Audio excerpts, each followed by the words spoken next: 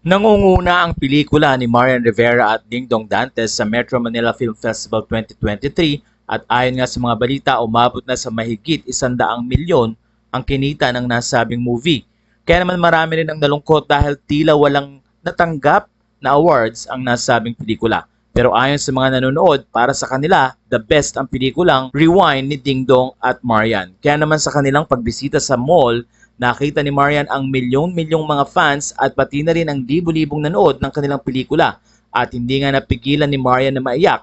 Ang kwento ng Star Cinema, kayo naman ang nagpaiyak sa Dongyan. Ibang klase kayo magpakita ng greatest love. Sana isama-sama rin kayo ng inyong greatest love na manood o mag-rewind ng panonood ng Rewind Metro Manila Film Festival sa pagsalubong natin sa 2024.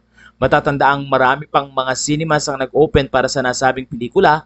At kapag ang isang pelikula nga ay walang masyadong nanood, babawasan ng sinihan at hindi nga ito mapapanood ng marami. Kaya naman nagpapasalamat ang fans ng Dongyan na talagang nabuhay muli ang pelikulang Pilipino dahil na rin sa husay at galing ng production team pati na rin ng mga aktor katulad ni Dingdong at Marian.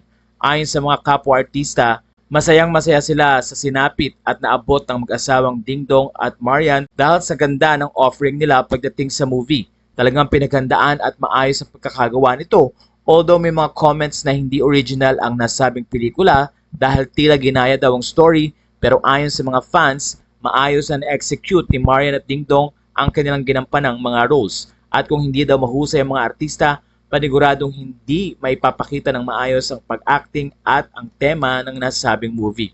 Kaya naman buong team ay kinongratulate ng mga fans dahil sa usay from screenwriter, scoring at pati na rin sa direktor at lalong-lalo na sa buong production team. Kaya naman mula dito sa Pinoy Showbiz Latest, congratulations Dingdong and Marian.